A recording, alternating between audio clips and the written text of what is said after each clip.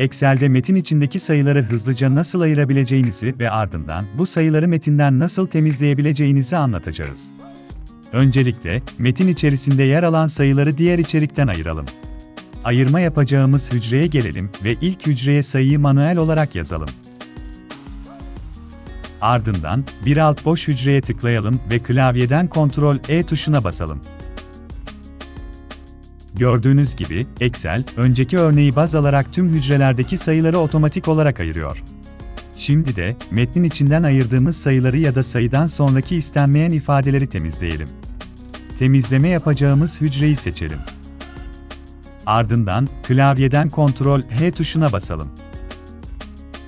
Diyelim ki, her hücrede fiyatı 250 Türk Lirası gibi bir ifade var ve biz sadece, fiyatı ifadesinden sonrasını silmek istiyoruz.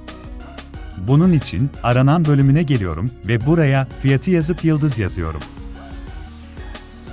Ardından, yeni değer alanını boş bırakarak, tümünü değiştir yazısına tıklıyorum. Gördüğünüz gibi, belirttiğimiz ifadeler topluca silindi ve temiz bir metin elde ettik. Bu yöntemle hem metindeki sayıları kolayca ayırabilir, hem de içerikteki gereksiz kısımları saniyeler içinde temizleyebilirsiniz. Daha fazla Excel tüyosu için kanalı takip etmeyi unutmayın.